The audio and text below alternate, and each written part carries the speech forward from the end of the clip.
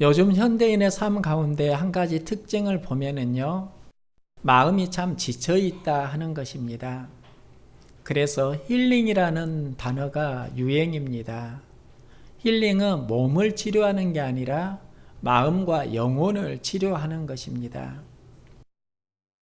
그리고 지친 현대인들에게 있어서 힐링의 한 과정으로 텃밭 가꾸기가 제법 유행을 하고 있습니다.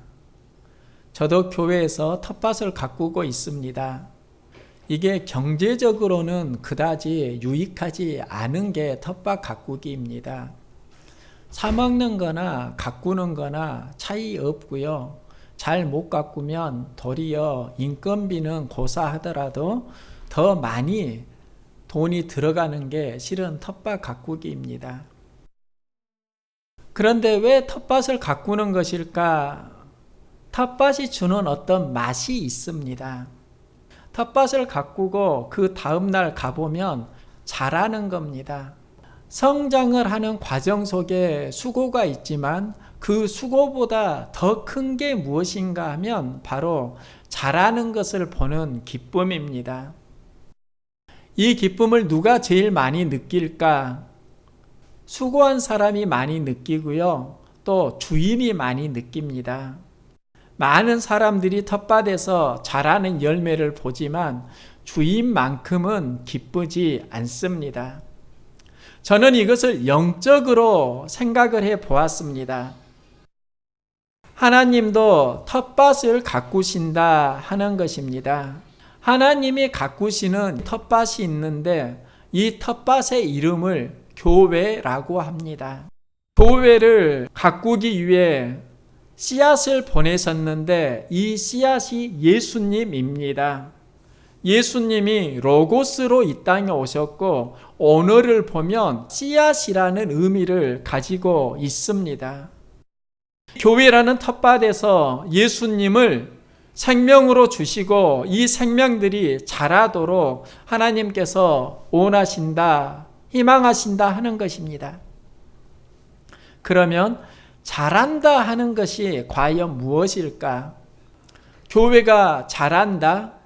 이건 양적으로 수가 많아진 성장도 있지만 개개인적으로 살펴보면은요, 우리는 성장을 직분에서 많이 찾는 경향성이 있습니다. 교회에 막 오면 교인으로 등록이 됩니다.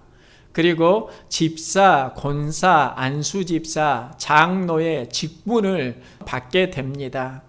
그리고 우리는 이 직분에서 나는 교회에서 많이 성장했다 이렇게 찾는 경우가 있는데요. 이게 하나님 보실 때도 성장이라고 말할 수 있는가? 청년 시절에 교사로 섬겼습니다. 주일학교 학생회 교사로 섬기고 성경 공부를 가르치고 찬양 인도를 하고 또 교사로 율동을 하면서 교사 시절을 보냈습니다. 그러다 전도사가 되고 이제는 목사로서의 사역을 감당하고 있습니다. 그럼 저는 성장한 것일까요? 나는 교회에서 목사니까 가장 신앙이 성장한 사람이다. 이렇게 자신 있게 말을 할 수 있을까요? 내 자신을 보면은 나의 삶에서 과거와 비교를 해보니까 직분은 달라졌지만 제 마음이 성장했다. 자신 있게 말할 수 없습니다. 제가 구원의 기쁨, 감격이 가장 충만했던 시절은 청년 시절이었습니다. 그때 주일학교 교사로 섬겼고요. 우리 마을에서 굉장히 나름대로 영향력을 행하는 주일학교가 되었습니다. 아이들이 다른 데 갈 곳이 없으니까 교회로 몰려들게 되고 그래도 한 50여 명의 아이들이 주일학교에서 성장을 해 왔습니다. 이제 세월이 20여 년 이상이 지났는데요. 저에게 하나의 전화가 왔습니다. 주일학교 교사로 제가 섬길 때 학생이었는데 성인이 되어가지고 저에게 전화를 한 것입니다. 제가 그 학생을 예배 전에 데리고 가려고 집에 방문을 하면은요, 만화를 보면서 교회를 가려고 준비하지 않던 학생이기도 했습니다. 그런데 그가 이제 자라가지고 지금은 교회 목사님과 결혼하고 사모가 되었다는 겁니다. 사모가 되고 미국 LA로 이민을 가려고 하는 시점에 자기 자신을 돌아보니까 나의 인생에 가장 큰 영향력을 행한 사람이 누구일까? 그리고 제가 생각났다는 겁니다. 그리고 미국에 가기 전에 한번 만나보아야 되겠다. 그때는 선생님이었지요. 그리고 저를 만나고 이제 미국 LA로 들어갔습니다. 주일학교 교사이면서도 어떤 아이에게는 삶 속에 큰 영향력을 행하였구나, 이런 걸 알게 되었고요. 그리고 지금 제가 목사인데 목사라면서 그렇게 큰 영향력을 행사하고 있는가? 그럴 수도 있지만 그게 흔하지는 않은 것 같습니다. 그러면서 저는 성장한다라는 것을 직분의 차이에서 찾을 게 아니라 다른 그 무엇에선가 찾아야 한다. 이걸 한 주간 묵상하게 되었고요. 그리고 이 시대에 하나님께서 찾으시는 사람이 누구일까? 하나님은 누구를 성장했다고 하시는 것일까? 우리는 이 시대에 필요한 성장을 나는 장로 직분을 받았습니다. 나는 목사입니다. 여기서 말을 할 수 있는데요. 하나님은 제자됨에서 찾을 수 있습니다. 하나님 나라는 제자를 통해서 이루어집니다. 즉 제자됨이란 목사가 제자됨일 수도 있고 아닐 수도 있습니다. 집사 직분을 받았는데 얼마든지 제자됨으로 직분을 감당할 수 있고 직분만 가지고 있고 그 역할 수행을 못할 수도 있다는 것입니다. 수많은 사람들이 예수님 따랐습니다. 성경은 그들을 무리라고 말합니다. 예수님은 사역을 하시면서 수많은 사람들 중에 몇을 택하셨는데요. 그들을 제자라고 하셨고 제자 삼기를 원하셨던 것입니다. 신앙을 보면은 수많은 무리가 있고 소수의 제자가 있습니다. 우리가 자라야 하는 신앙의 비전, 제자됨입니다. 제가 청년 시절에 DSM에서 활동을 했는데요. 금요일이면 철야 예배를 드리고 철야 예배가 끝날 때쯤이면 선교가를 불렀습니다. 그 선교가 가사가 이렇습니다.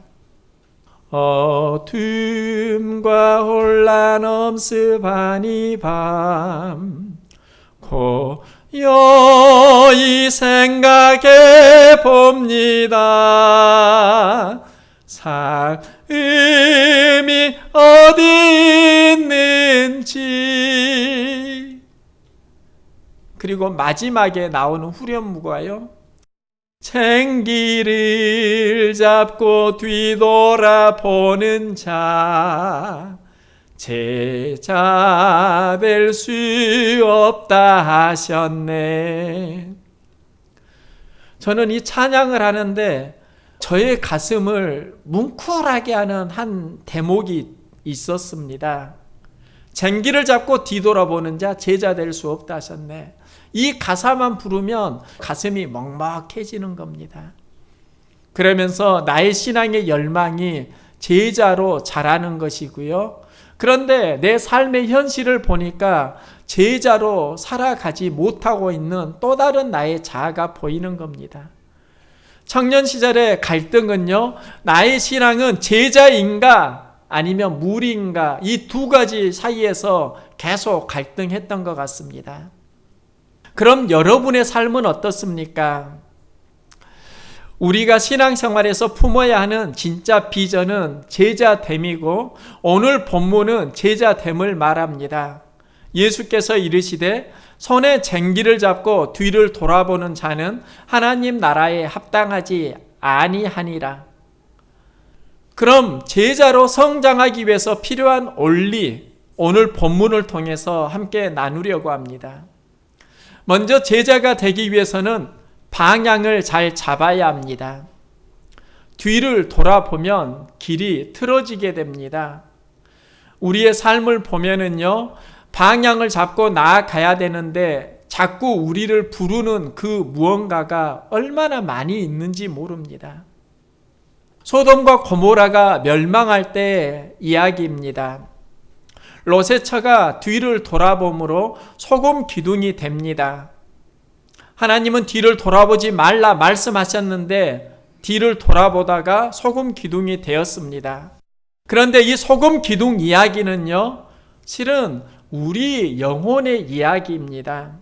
믿음의 행진을 하는데 자꾸 가는 길을 막고 돌아보게 하는 우리 영혼의 소금 기둥 있지 않습니까? 저에게도 소금 기둥 있습니다. 목사로 믿음의 행진을 하려고 하는데 자꾸 나를 잡고 나의 마음을 흔들고 요동치게 하는 소금 기둥 있습니다. 여러분, 이 소금 기둥이 롯의 이야기일까요? 아니면 이 시간 우리들의 이야기일 수 있을까요? 그럼 이 소금 기둥이 소돔과 고모라를 바라본 롯만의 경험일까요? 우리 모든 인류의 경험입니다. 인류의 기원에 아담과 하와가 등장합니다. 하나님께서 생명나무의 풍성함을 누리게 하셨는데요, 선악과가 그들의 삶을 지배하는 겁니다. 선악과도 그들에게 영혼의 소금 기둥인 것입니다. 그리고 아담과 하와에게만 있었던 게 아니라 지금 살아가는 우리들에게도 자꾸 돌아보게 하는 소금 기둥이, 그 유혹이 누구에게나 다 있습니다. 옛날 중국의 제나라에 한 처녀가 살고 있었습니다. 출가해야 되는 나이가 되었는데요, 두 곳에서 청혼이 들어왔습니다.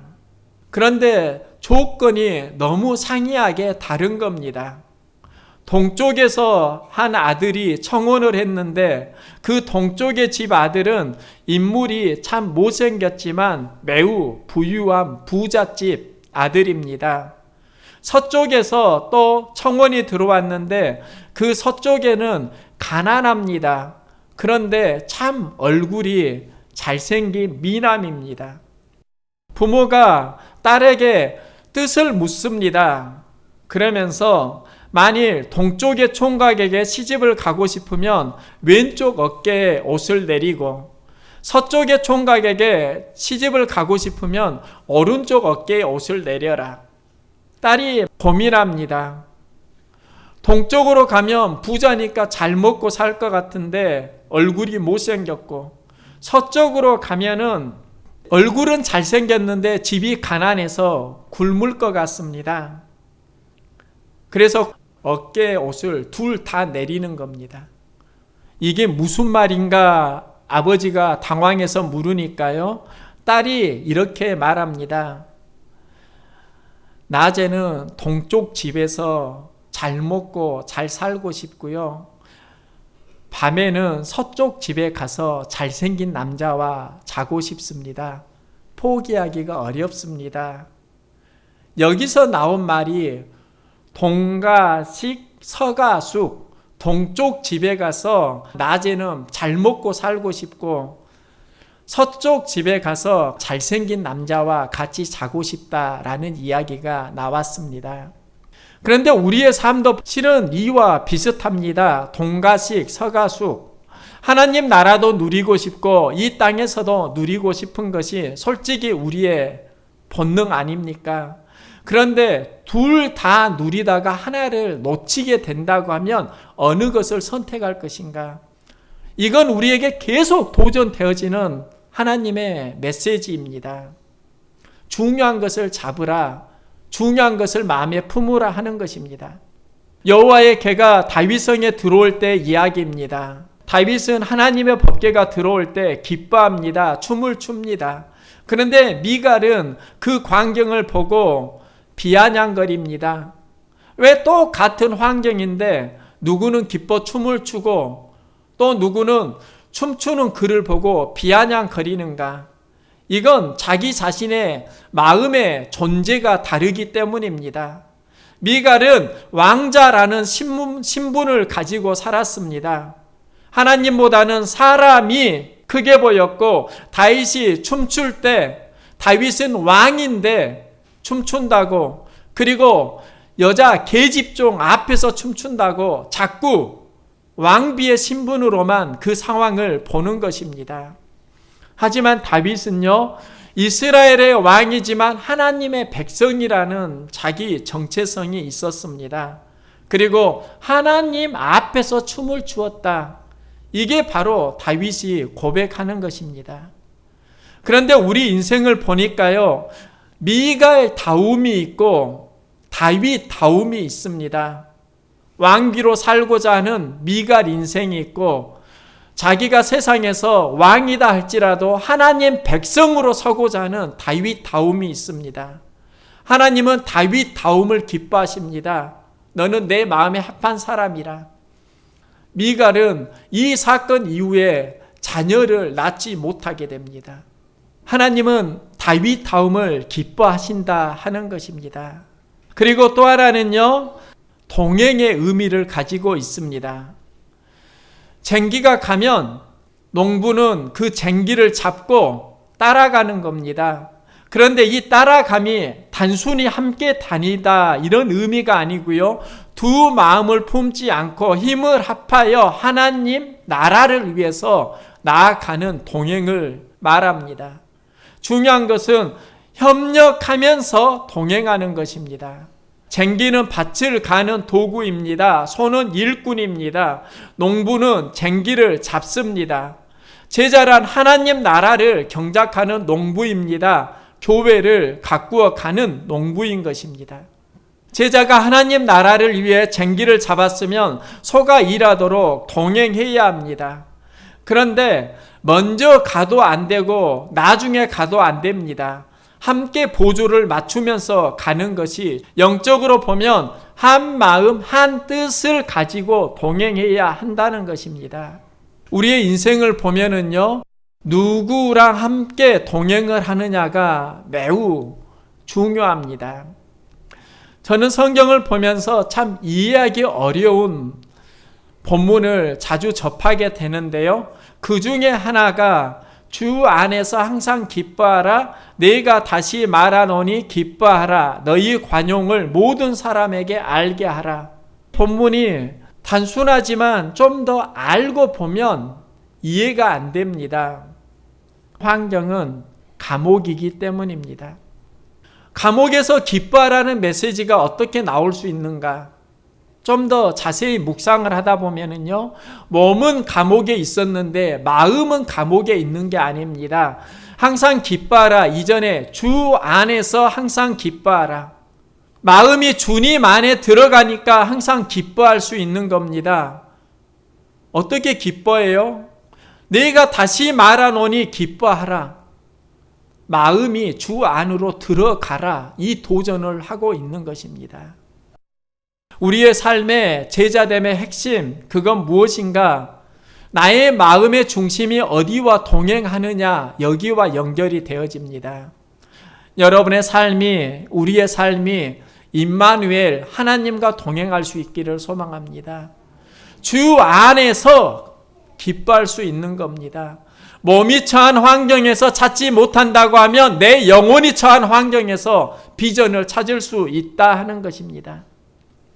그리고 제자가 된다는 게 무엇일까? 제자가 되기 위해서 꼭 중요한 게 있는데요, 그것은 기준점을 분명히 정하는 것입니다. 인생에서 일을 할 때 힘든 것이 기준점을 정하는 것입니다. 갈등이 무엇인가, 힘든 게 무엇인가, 기준점에서 많이 오는 것을 경험합니다. 기준점 정하는 게 정말 어렵습니다. 그런데 만들면 참 쉬운 것이 기준점입니다. 우리 교회에 주보가 있습니다. 주보를 보면은요, 비교적 잘 만들어졌다 이렇게 말을 합니다. 그런데 제가 이 주보를 만들 때 과정이 지금도 생각납니다. 옛날에 주보는요, 투박했습니다. 한 교회를 가니까 모양이 조금 좋은 겁니다. 그걸 기준으로 선운교회화해서 우리 교회 주보를 만들었습니다. 처음에 우리 교회에 어울리는 주보를 만들기 위해서 그 수고의 과정이 제법 있었는데 한번 기준점이 틀이 잡히고 나니까 그 뒤부터는 굉장히 쉬웠습니다. 주보를 만드는데 기준점을 정하기는 어렵지만 한번 만들고 나니까 에너지가 크게 들지 않는 것입니다. 우리의 삶도 마찬가지입니다. 기준점 잡기가 어렵습니다. 잡으면 쉬워집니다. 잡지 못하면 어수선해집니다. 혼돈, 무질서해집니다. 예수님에게도 기준점이 있습니다. 예수님의 비전, 하나님 나라 이루는 것입니다. 그리고 삶의 기준점은 십자가입니다. 하나님 나라를 이루기 위해서 전략을 세우셨는데 그 전략이 제자 삼기였습니다. 그런데 삶의 기준점을 지킨다는 것이 쉽지 않습니다. 예수님은 기준점을 양보하지 않습니다. 십자가를 향해서 정했으면 땀방울이 핏방울이 되도록 철야 기도를 하시고 그 기준점을 붙잡은 것입니다. 여기에서 인류를 구원하는 역사가 일어납니다. 제자들도 마찬가지입니다. 예수님이 십자가에 달리시니까 나는 죽어도 주님을 부인하지 않겠습니다 고백했는데 그들의 기준점이 다 흩어지게 됩니다. 그들이 다시 모여서 교회를 세웁니다. 그들이 다시 교회를 세울 때 새로운 기준점이 그들에게 형성이 되어지는데요.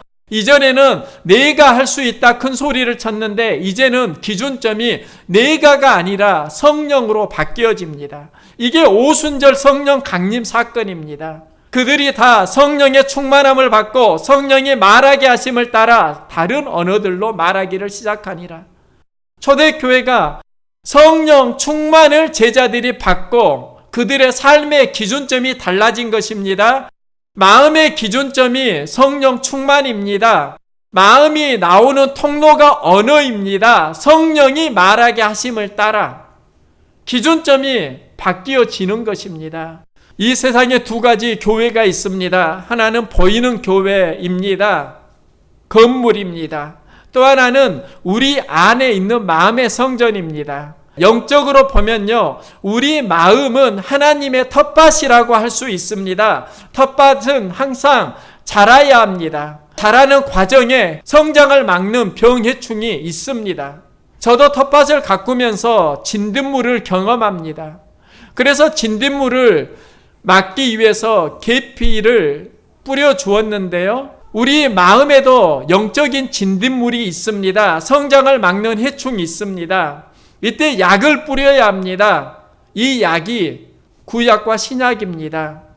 구약과 신약이 들어가면 이때 회복되어지는 게 있는데 다움이 회복되어집니다. 이 다움이 무엇일까요? 남아프리카 공화국 원주민이 사용하는 언어로 우분투라는 말이 많은 이들에게 실은 회자되고 있습니다. 이 말이 사람 다움이다 하는 뜻인데요.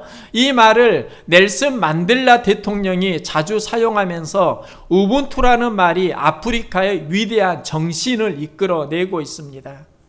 그러면서 현대인들에게 다움이 있어야 한다. 이 다움에 대한 이야기가 많이 회자되고 있습니다. 예수님 다움이 무엇입니까? 십자가 앞에서 땀방울이 핏방울이 되도록 기도합니다. 그리고 내 뜻이 아니라 아버지 뜻대로 하옵소서. 예수님 다움입니다. 제자들이 몇 번 용서합니까?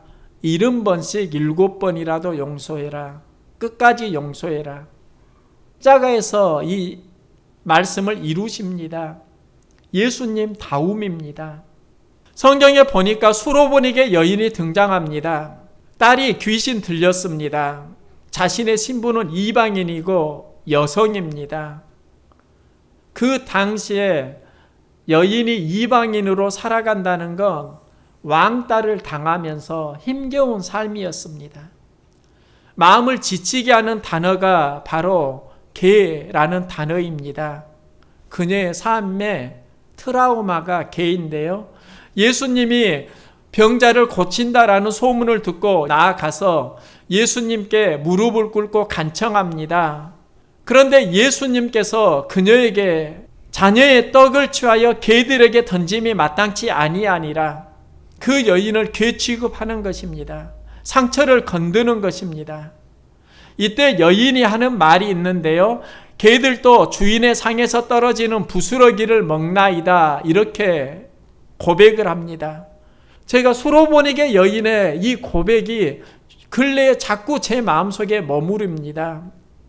딸을 살릴 수 있었던 그 수로보니게 여인의 힘이 어디서 나오는가를 보니까 딸을 살려야 한다는 엄마다움에서 나온 겁니다. 정말 수로보니게 여인은 엄마가 아니었다면 그 일을 할 수 있었을까? 아픔과 상처를 엄마다움으로 극복하는 겁니다. 그녀의 딸이 고침을 받게 됩니다. 여러분에게 다움이 있습니까? 우리에게 이 시간 제자다움이 솟아나기를 소망합니다. 세계 2차 대전 중에 있었던 실화입니다. 히틀러가 수많은 유대인들을 잡아서 처형을 하게 되는데요. 이 유대인들을 살리기 위해서 숨어서 수고한 사람들이 제법 있습니다. 네덜란드의 처녀 코리덴 붐과 그의 가족의 이야기입니다. 2차 세계대전 그 당시에 유대인들이 처형되는 그것을 보면서 유대인들을 살리기 위해 숨겨줍니다. 그게 발각되어 가지고요. 그들도 나치 수용소에 갇히게 됩니다. 그의 가족이 여성의 몸으로 발가벗겨지고 수치와 처절한 고통을 당하고 그 포로 수용소에서 가족들이 한 명 한 명 생명을 잃어갑니다. 이때 코리에게 도저히 용서할 수 없는 독일인이라는 트라우마가 남게 됩니다. 전쟁이 끝날 때 그의 모든 가족이 포로 수용소에서 죽어가는데 그만 기적적으로 살아납니다. 그리고 그가 신학을 하게 되고요. 복음 전도자가 됩니다. 그 마음속에 복음 전도자로 살아가는데 상처를 주는 그 트라우마가 독일인입니다. 독일인 생각만 하면 피가 거꾸로 솟아나는 겁니다. 괴로운 겁니다. 그런데 그녀가 복음을 전할수록 하나님께서 주시는 메시지가 독일인에게 복음을 전하라 하는 메시지입니다. 독일에 복음을 전하기 위해서 가게 되고 독일에서 복음을 전하는 그 집회 현장에서 있었던 일입니다. 독일인들도 전쟁 후유증으로 많은 상처를 안고 있을 때 치유와 용서의 복음을 그들에게 전합니다. 그리고 많은 사람들이 그 메시지에서 은혜를 받고 서로 울고 치유가 일어나는 것입니다. 고리 여사가 복음을 전하고 나아갈 때 많은 사람들이 악수를 청하고요. 또 사랑의 입맞춤을 합니다. 서로가 서로의 아픔을 씻어주는 겁니다. 그런데 그녀 앞에 한 노신사가 다가오는데요. 그 노신사를 보는 순간 그는 경악을 하게 됩니다. 자신이 나치 수용소에 있을 때 그 가족을 고문해서 죽였던, 자기를 너무 힘들게 했던 그 간수가 자기 앞에 오는 겁니다. 그때 그 마음속에 너무나 큰 상처, 다시 피가 거꾸로 솟아오르는 것이지요. 그러면서 하나님께 묻습니다. 하나님, 이 사람 어떻게 해야 합니까? 제가 모든 사람 다 용서할 수 있어도 이 사람만큼은 도저히 용서할 수 없습니다.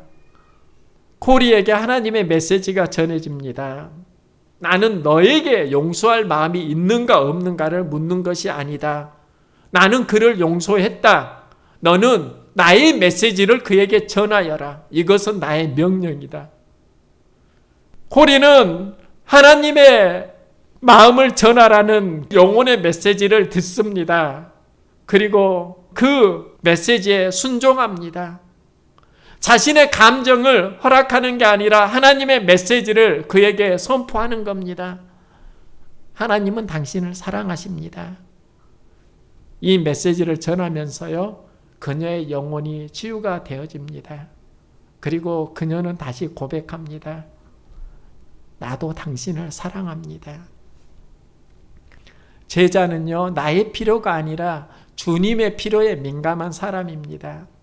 주님의 말씀을 경험하면, 그리고 선포를 하게 되면요, 여기서 나는 도저히 할 수 없는데 나도 당신을 사랑합니다. 이 고백이 나오는 것입니다. 여러분 마음은 하나님 나라의 텃밭입니다. 하나님 나라는 성장하기를 원하십니다. 그 성장이 제자다움에 있습니다. 여러분 안에 제자의 소망이 있다고 하면 정말 제자다움의 삶이 있습니까? 하나님 말씀을 품고 살아간다면 여기에서 하나님 나라 살아납니다. 상처가 치유됩니다. 성장이 일어납니다. 우리 모두 성장하는 삶을 살기를 원합니다. 직분의 성장, 직분은 사실 성장이 아니라 그 역할 감당 못하면 정말 부끄러운 겁니다. 부끄러운 목사, 부끄러운 장로, 부끄러운 권사, 부끄러운 집사, 직분 없으면 부끄럽지 않을 수 있잖아요. 근데 직분이 있으니까 감당 못하면 부끄러운 겁니다. 하나님이 우리에게 원하시는 도전이 있는데요, 너는 직분의 성장을 말하지 말고 제자다움의 성장을 말해라. 이게 바로 이 시대에 우리에게 주는 도전입니다. 우리는 모두 다 제자로 성장하기를 원합니다. 제자로 성장하는 그 비전을 나는 제자다움으로 살겠습니다. 하나님의 말씀 붙들고 하나님 뜻 붙들고 하나님 나라를 세워가겠습니다. 제자다움으로 성장해 가는 믿음의 은혜가 있기를 주의 이름으로 축복합니다.